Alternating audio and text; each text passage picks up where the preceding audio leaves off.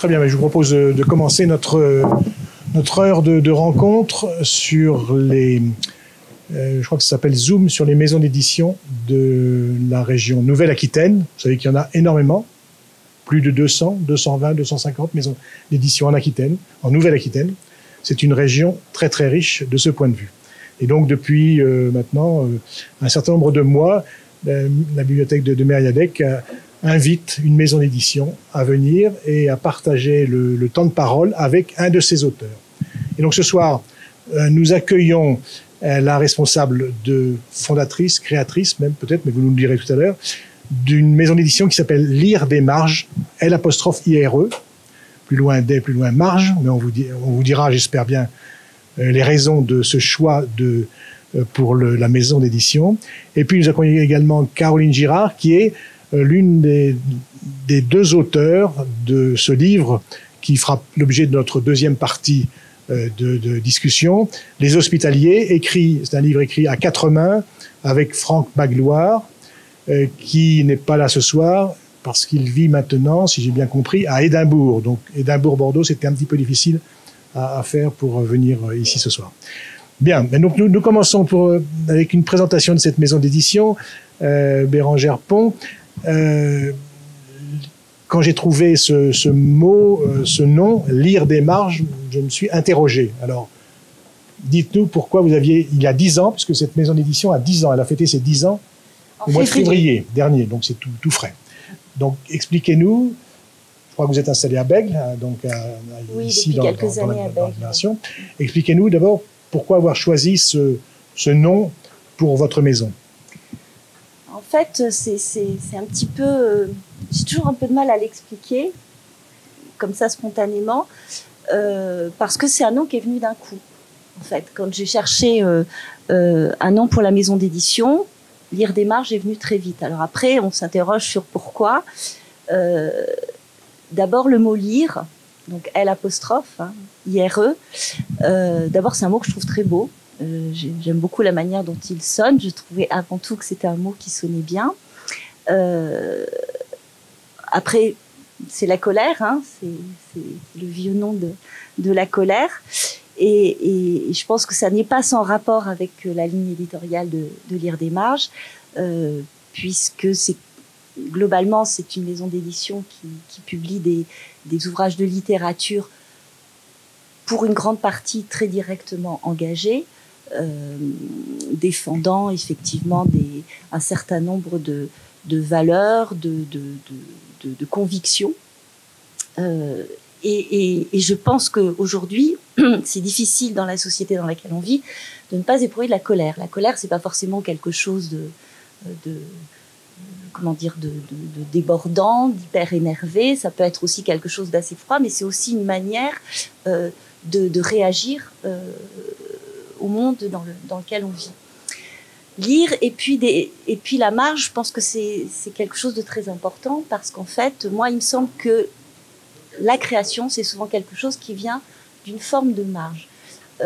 C'est-à-dire que c'est un endroit à partir duquel on peut regarder le monde et c'est un lieu aussi de création, de mon point de vue. Voilà, Lire des Marges, je peux l'expliquer comme ça. D'accord.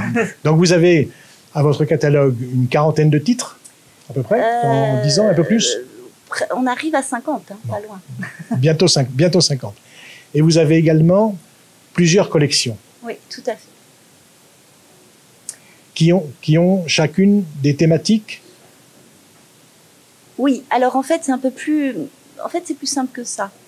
Il y a essentiellement... il y a 5 collections et il y en a 3 principales. La première qui s'appelle Majuscule et qui en fait regroupe toutes les formes longues. Le roman, le récit, ça peut être de la poésie, du théâtre, peu importe finalement le genre, mais ce sont toutes les formes longues. Et puis, assez rapidement, quand j'ai créé la maison d'édition, j'ai voulu m'intéresser aux formes courtes. Et j'ai créé une collection qui s'appelle Vie minuscule et qui elle, est vraiment dédiée aux formes très courtes, puisque ce sont des livres de 32 pages maximum. Et ça m'a permis de demander à des auteurs avec qui j'avais commencé à travailler sur des formes longues, de proposer quelque chose d'un petit peu décalé, qui parfois, avec parfois des formes hybrides, hein, qui permettaient d'être sur plusieurs genres en même temps, de proposer quelque chose. Parce que la forme courte, c'est assez intéressant parce qu'il y a une espèce de, comment dire, de concentration dans l'écriture qui, moi, m'intéressait et puis qui offrait finalement une liberté que les auteurs n'avaient pas forcément dans les formes longues. Donc, voilà, je me suis intéressée à ça et donc j'ai appelé cette collection Vie minuscule. Évidemment, il y avait un hommage évident au livre de Pierre Michon. Et puis, alors je vais pas vous parler forcément des 5, mais la troisième collection importante qui maintenant a démarré en janvier 2022, c'est une collection de critiques littéraires, Bruit de langue, dont le directeur est Stéphane Bicchialo, qui est professeur de stylistique et de littérature contemporaine à l'université de Poitiers. Et qui dirige cette collection. Et l'idée, c'était un peu de rendre accessible la critique littéraire avec à chaque fois un livre consacré à un auteur qui a déjà une œuvre conséquente, mais qui est très peu commentée. Et de rendre cette découverte de l'œuvre accessible en évitant les notes en bas de page et puis en faisant ça sur le mode de la conversation avec l'auteur. D'accord. Donc c'est une maison d'édition qu'on pourrait appeler multiforme. Oui, tout à fait, multiforme. Enfin, c'est de la littérature générale au sens. Mais le fond est commun. Oui, le fond est commun. Tout à fait. Ouais. Ce fond s'exprime sous différentes formes. Oui. Et je crois aussi que vous avez un petit côté, j'allais dire artisan. Vous fabriquez. Oui. Alors. Vous fabriquez des livres. Oui, alors la collection... C'est rare chez un éditeur. Oui, tout à fait, oui. Mais moi, c'est quelque chose qui m'a beaucoup plu. Alors, pour la petite histoire, ça a commencé comme ça. Quand j'ai commencé en 2013, j'ai publié mes 3 premiers livres. Et puis, il s'est avéré que l'argent ne rentrait pas aussi vite qu'il sortait. Et c'était difficile de continuer. Et je me suis dit, finalement... un livre, c'est pas très compliqué à fabriquer. Ça peut être simplement un cahier relié à une couverture. Et ce qui m'a amené aussi à me pencher sur les formes courtes et puis à me lancer dans la fabrication comme ça de ces livres à la demande. Alors certains qui ont atteint plus de 500-600 exemplaires pour certains titres. Donc, mais voilà, que je fabrique au fur et à mesure. Alors malheureusement, c'est une collection qui va s'arrêter. Pourquoi ? Eh bien, tout simplement parce qu'actuellement, c'est un petit peu compliqué. Vous avez dû entendre parler des problèmes du papier, des choses comme ça.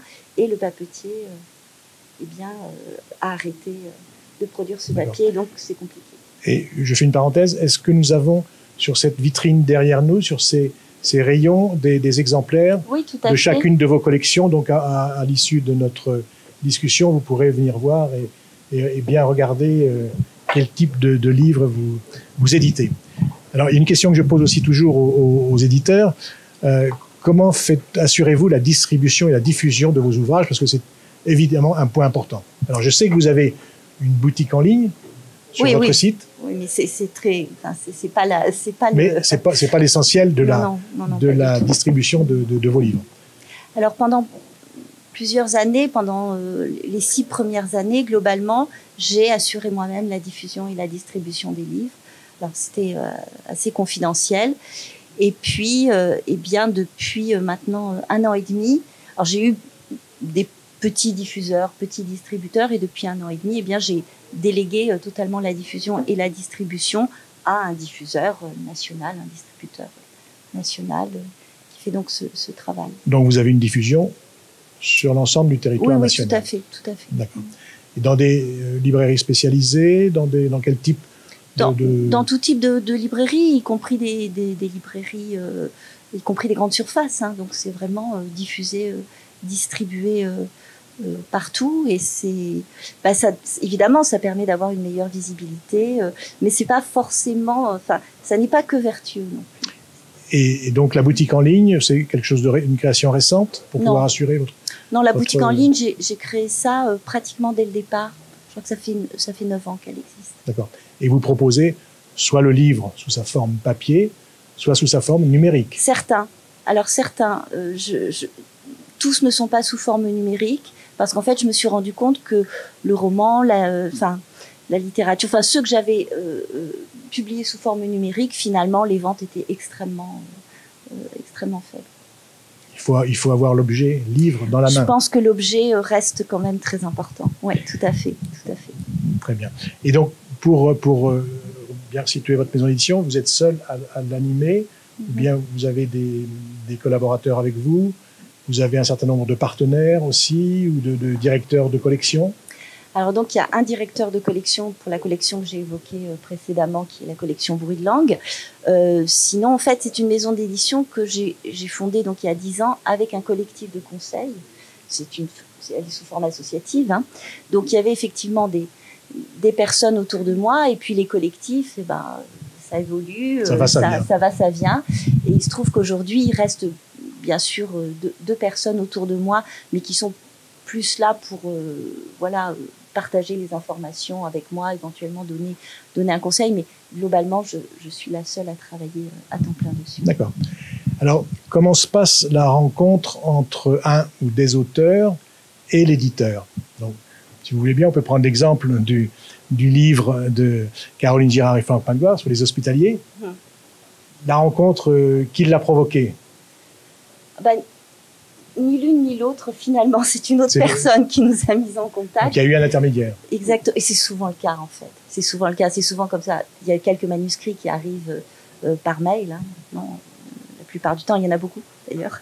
Oui, vous donnez même 4 mois à ceux qui vous envoient des manuscrits avant d'avoir une réponse, si j'ai bien vu. C'est-à-dire que si au bout de 4 mois, il n'y a pas de réponse, ça veut dire qu'effectivement, je ne vais pas retenir le texte. Mais juste pour vous donner une petite idée, j'en reçois en moyenne 5 par jour. 5 par jour. Voilà, donc répondre à tout le monde, c'est impossible en fait. Alors comment se passe une rencontre? Bien souvent, finalement, c'est souvent une tierce personne qui nous met en contact parce qu'elle connaît la maison d'édition, elle connaît un auteur qui a un manuscrit et qui nous permet de nous rencontrer. Et c'est ce qui s'est passé avec Caroline dans un premier temps, puis après avec Franck Magloire. Et effectivement, c'était très bien vu parce que je pense que Les Hospitaliers, c'est vraiment un livre qui est parfaitement représentatif de la ligne éditoriale principale de Julien Desmarges et de ce que je souhaite faire et défendre dans la littérature. D'accord. Donc le contact établi dans le courant de l'année dernière, j'imagine, puisque le livre est sorti en février dernier. En janvier. Il est sorti en janvier et en fait 6 mois avant. 6 mois avant, ouais. Donc on est allé très vite quand même. Mais le texte était déjà pleinement abouti. Donc, alors oui. Donc le texte était déjà fait quand vous étiez à la recherche d'un éditeur. Oui. Vous aviez le produit fini en quelque sorte et je prends pas de micro parce qu'en fait, sinon je vais parler carrément trop fort parce qu'ils ne marchent pas vos micros, vous les approchez pas assez de votre bouche. Ah oui. Mais le technicien dit que ça va, je crois. Alors, oui, on était à la recherche d'un éditeur. On l'a envoyé à, je sais pas, peut-être une 30aine de maisons d'édition. Et jusqu'à ce qu'on croise Bérangère. D'accord. Alors, il se trouve que ce livre nous réunit tous ce soir, j'allais dire, dans une actualité brûlante, hein, puisque ce livre est consacré à des témoignages de personnel hospitalier, pas seulement soignants, d'ailleurs on y reviendra tout à l'heure, c'est aussi son intérêt. L'actualité immédiate nous ramène à ce sujet de la condition de tous ceux qui travaillent dans les hôpitaux. Vous situez votre ouvrage à une époque assez importante dans la vie sociale, qui est celle de l'épidémie, de la pandémie du Covid. Comment vous avez été amené je vais d'abord parler d'une question de forme, si vous voulez, avant de venir sur le fond. Je trouve que ce livre, c'est un peu un objet écrit non identifié. Pourquoi je dis ça? Parce que, enfin, vous verrez si vous l'avez lu ou si vous le prenez entre les mains, c'est un texte, un livre qui n'a pas de chapitre, qui n'a sont des témoignages, alors je crois qu'il y en a 35, je crois, sans aucune identification. Donc c'est quelque chose d'un petit peu troublant dans la forme. Alors, je repars du départ. Oui. Donc, moi, j'ai une compagnie de lecture à voix haute et je travaille, entre autres, beaucoup dans le milieu hospitalier. Jusqu'à ce que, entre les deux confinements, une soignante me demande de venir faire un travail de recueil des paroles de ces personnels qui ont particulièrement souffert pendant la période Covid. Et donc, ça commence comme ça. Et on se retrouve effectivement à recueillir la parole de 35 personnels hospitaliers, depuis les logisticiens jusqu'au chef de service, donc sur toute l'échelle. On n'en garde pas 35 à l'arrivée, on en a un peu moins. Et finalement, on pourrait dire que si on les mêle comme ça, dans cette forme de polyphonie vocale, c'est qu'ils deviennent la voix de l'hôpital. Faite de toutes ces voix, mais la voix de l'hôpital. Donc on n'éprouve pas le besoin de les identifier. En plus, il y a un souci d'anonymat, parce qu'ils ne voulaient pas du tout que ça puisse être identifiable. Donc ce souci d'anonymat a renforcé le fait qu'ils soient plus ou moins fondus les uns dans les autres, même si on repère bien quand même qu'on change de voix. Oui. Dans la mise en page, c'est clairement identifiable qu'on change de voix. Et dans le style. Et dans le style, oui, aussi. C'est-à-dire que chacun, évidemment, a parlé avec une langue singulière.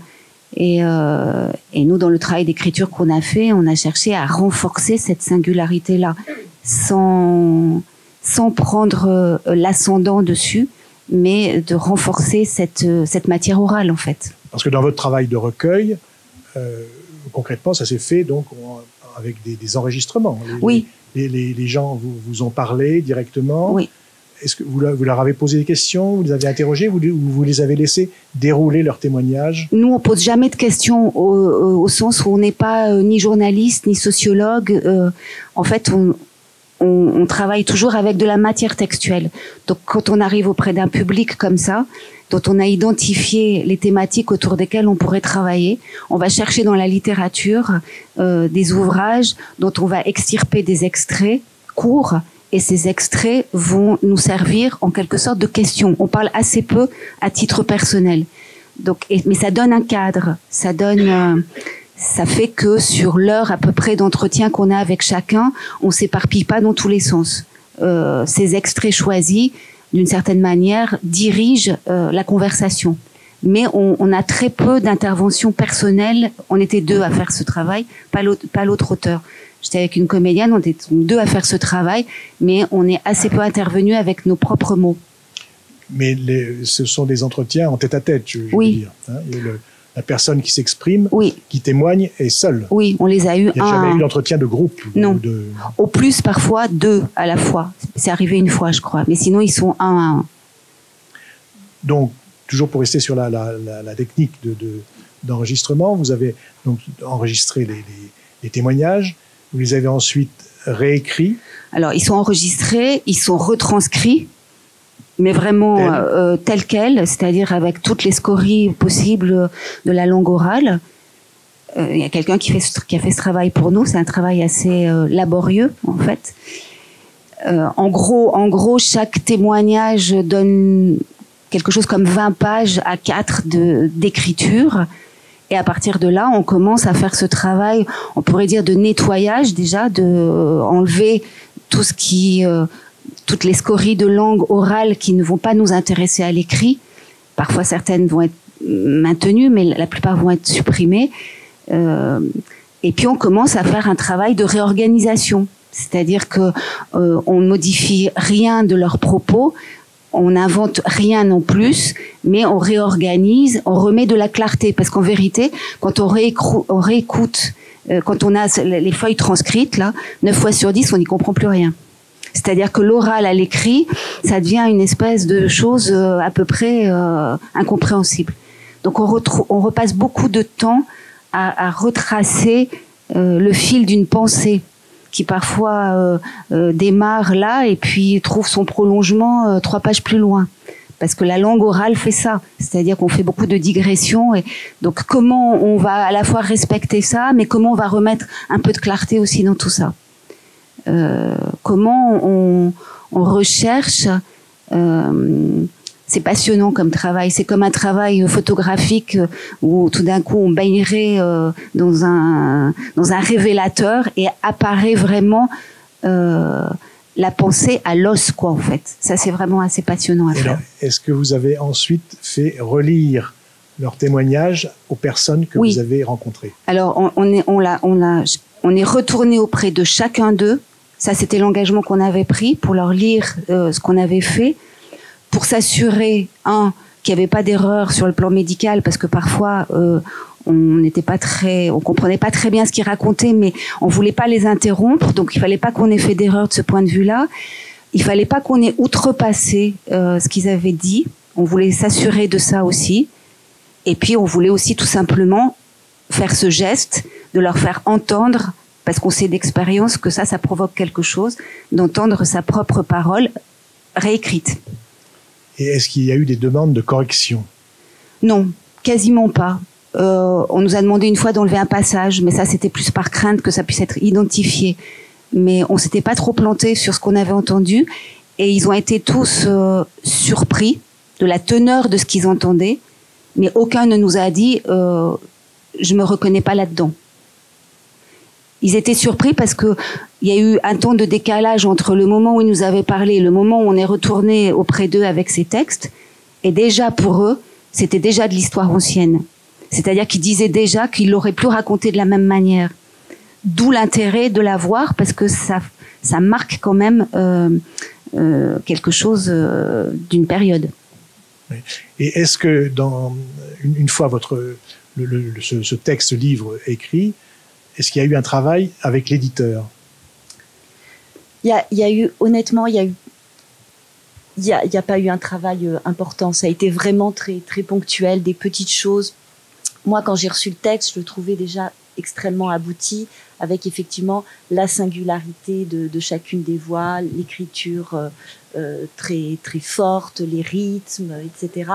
Après, sur l'ensemble, je crois qu'il y a eu un petit passage, 1 ou 2 passages, où je vous ai proposé peut-être de couper pour...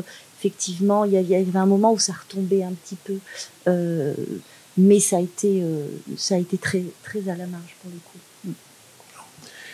Alors, qu'est-ce que ce livre nous dit de l'hôpital en France aujourd'hui? J'imagine que vous êtes allé dans plusieurs établissements, sont des établissements différents?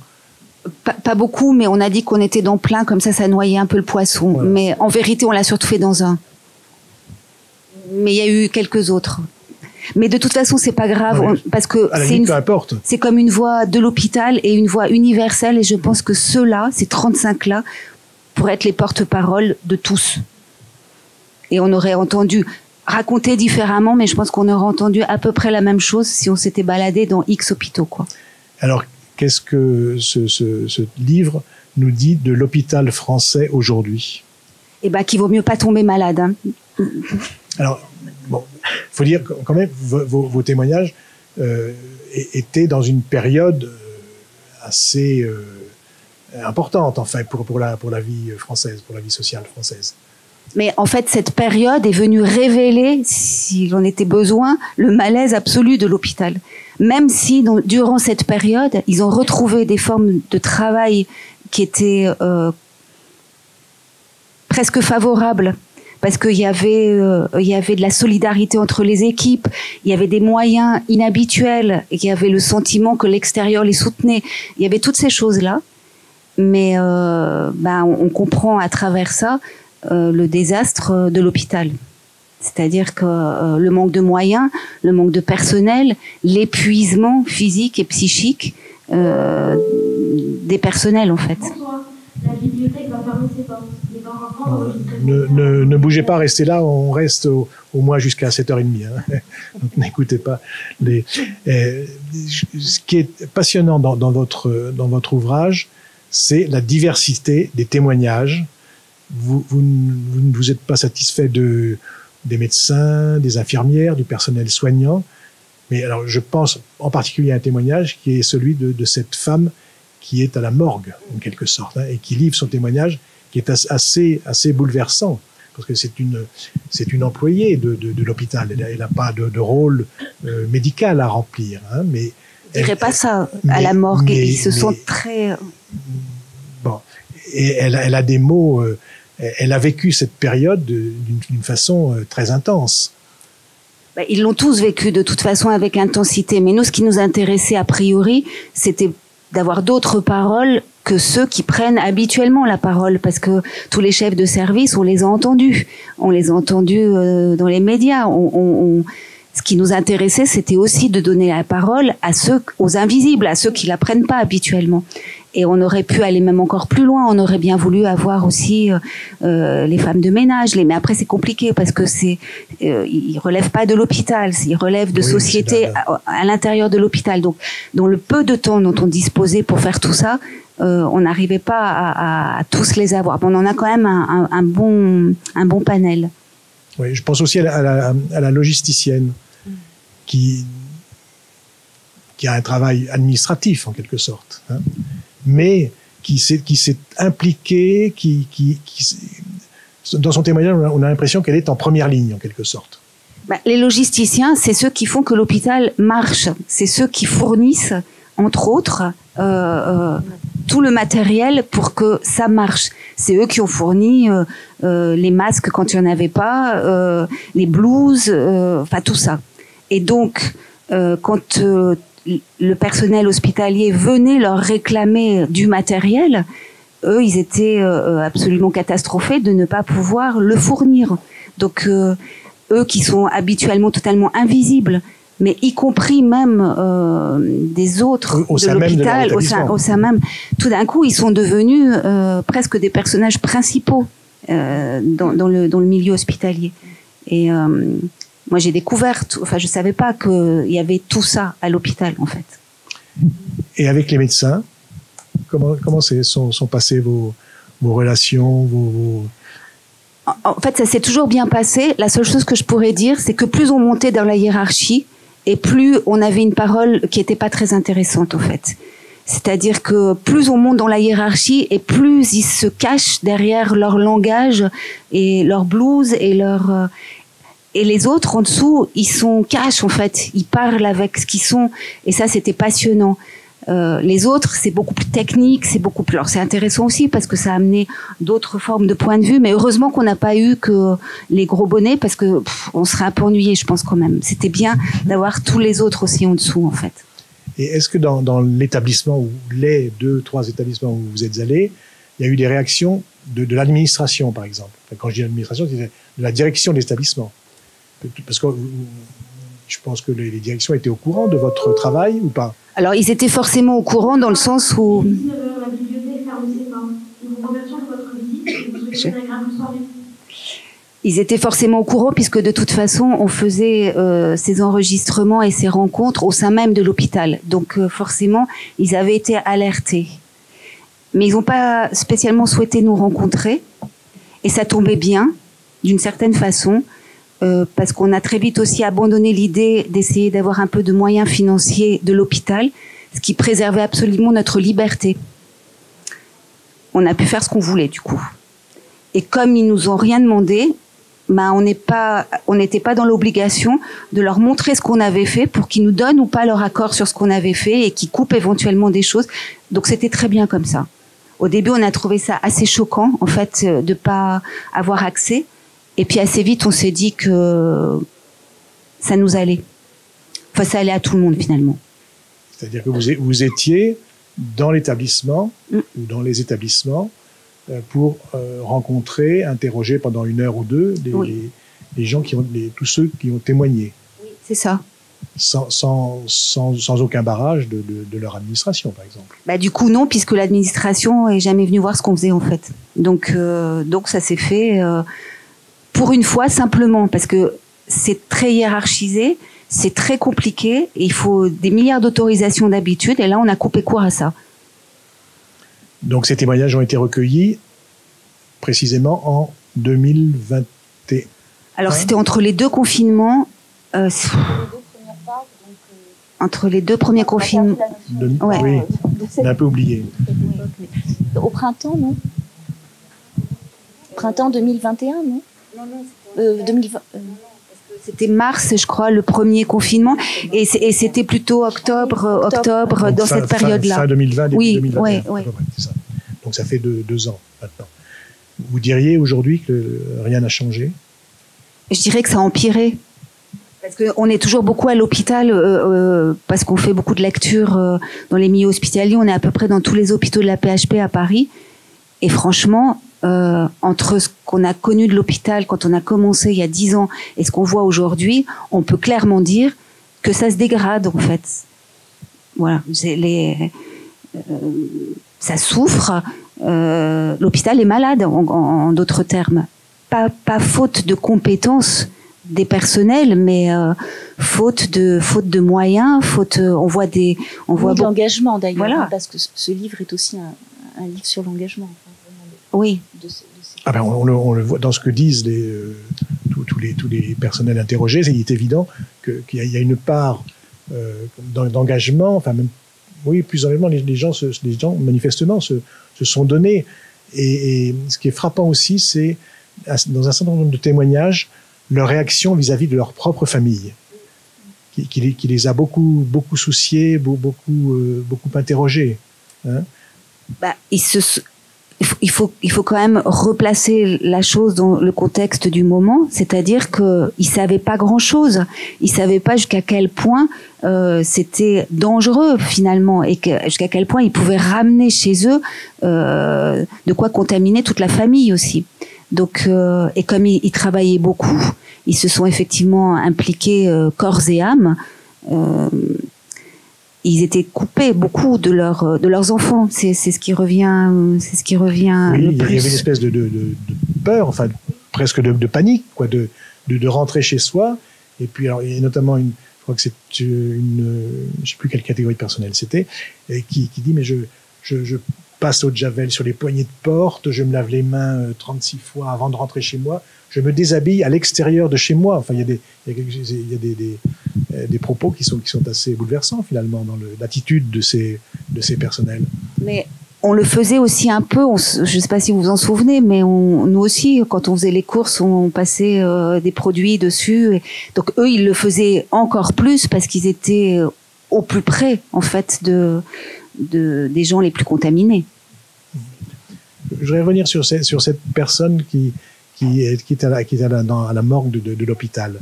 Et elle explique comment elle ne pouvait pas répondre aux familles. Puisqu'il y avait interdiction d'approcher. Elle parle de ces sacs qu'on referme et du bruit que ça fait, qu'elle garde en mémoire, mais je pense 2 ans après, toujours. Le zip. Ça a été vraiment un drame, c'est-à-dire que les familles n'ont pas pu accompagner leurs proches mourants ou même morts, c'est-à-dire qu'ils rentraient quasiment pas à la morgue. Et je ne sais pas quelles traces ça peut laisser, mais sans doute des traces vives et durables. Il a fallu un certain temps avant que les protocoles s'assouplissent un peu, mais pendant longtemps, il nous disait que les morts étaient contaminants, mais un peu comme à Tchernobyl, où on les mettait dans des cercueils de plomb pour essayer de comme si les morts pouvaient encore contaminer les vivants. Enfin, c'était un truc de fou, quoi, en fait. Est-ce que depuis la publication du livre, vous avez eu de nouveaux contacts avec les gens que vous avez interrogés et dont vous rapportez les témoignages? Eh ben, pas du tout. Et personne ne vous a écrit ou... Non. Est-ce que vous l'avez envoyé Oui. aux 35 personnes qui ont témoigné? On a eu un très beau retour au moment où on est allé leur lire leur partition, oui. Où on les a eu tous en larmes, y compris les chefs de service qui pourtant sont capables, eux, de situations les plus extrêmes. Et là, tout d'un coup, tout le monde était en larmes. Voilà. On a amené à chacun a eu un exemplaire, et depuis, silence. Il n'y a pas eu une seule carte de visite, même avec un petit mot? Rien. Au moins merci, non? Rien. Ce qui est un peu déroutant. Oui, c'est assez étonnant, j'avoue. C'est-à-dire qu'on s'imagine qu'on va créer une sorte de communauté entre eux, nous, et puis qu'on va faire grossir cette boule-là et que, je sais pas, moi, on va faire la révolution peut-être même. Et puis, rien. Donc, mais je sais pas du tout comment ça s'interprète, hein. Je le dis sans affect, je le dis juste comme un constat. On parlait un peu d'actualité là tout à l'heure. Il y a eu un hôpital français a connu un grand drame hier soir, puisqu'une infirmière a été assassinée. C'est bien, on est bien dans le terme d'assassinat est bon. Une autre personne a été grièvement blessée. Est-ce que pour vous qui connaissez bien le milieu hospitalier, c'est quelque chose qui témoigne de cette espèce d'abandon de l'hôpital Ben, je pense que déjà avant, ils pouvaient, dans certains services, parler de réactions parfois disproportionnées. Mais je pense que quand on a attendu 10 heures aux urgences, qu'on n'a personne à son chevet, etc., que ça crée forcément des réactions disproportionnées. Et quand on a peur et qu'on se sent pas accompagné, qu'il n'y a pas cet humanisme qui fait qu'on va être un peu rassuré, ou ben ça donne des situations. Il y en a une qui le dit très bien dans les entretiens que il suffirait juste de dire aux gens il n'y a pas de problème, là tu peux sortir fumer une clope, mais il y a une sorte de je pense que quand on est maltraité par une institution, on peut potentiellement devenir soi-même maltraitant, en fait, tout simplement. Et je pense qu'il ne faut pas jeter la pierre à quiconque. C'est le système qui produit quelque chose de ce type-là. Donc c'est un manque de moyens.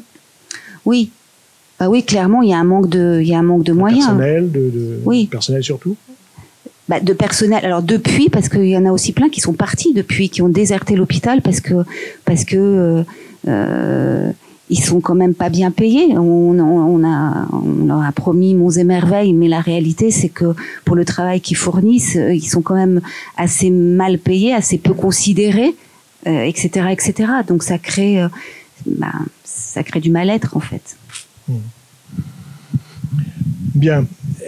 Et après cet ouvrage, quelle image vous voudriez donner de ces 35 personnes que vous avez interrogées? Est-ce que vous les voyez comme des comment dire, ils ressemblent à beaucoup d'autres? Est-ce qu'ils sont particuliers, les 35 que vous avez vus, ou bien c'est représentatif de la totalité du personnel hospitalier, vous qui fréquentez depuis beaucoup d'années ce milieu? Moi, je pense que c'est assez représentatif. Enfin, il y a toutes sortes de personnalités là-dedans, mais ce qui les caractérise tous, et y compris aujourd'hui, et l'hôpital tient aussi grâce à ça, c'est leur engagement absolu, en fait. Ils ont un sens de leur devoir de soignant incroyable.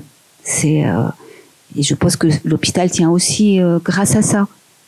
Mais je me permets, hein, y compris ceux qui ne sont pas directement des soignants. Hein. Moi, je pense au passage sur l'homme qui s'occupe d'évacuer les fameux dasseries, hein, les déchets médicaux.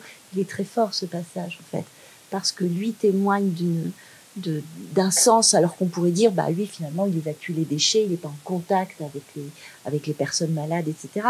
Et pour autant c'est extrêmement fort ce sentiment impérieux qu'il a que de toute façon il doit faire ça parce que c'est absolument nécessaire et qu'il se sent lui-même oui, il le dit. Enfin, une partie de la chaîne des gens qui vont faire que ce sera non pas tolérable, parce que c'est intolérable en fait ce qui se passe. Mais il s'investit beaucoup dans son boulot. Enfin, il le dit. Et c'est important dans ce livre finalement aussi, tous ceux qui ne sont pas... Enfin, ce témoignage en particulier, enfin, ce passage en particulier me paraît très important parce que qui se préoccupe quand on est malade, quand on va à l'hôpital, voilà, qui se préoccupe de personne ne voit ces gens-là. Et ça, c'est vraiment important.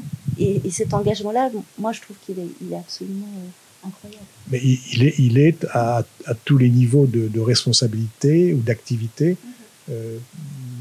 dans l'hôpital, parmi tous ceux que vous avez interrogés. Ils ont tous. Hein.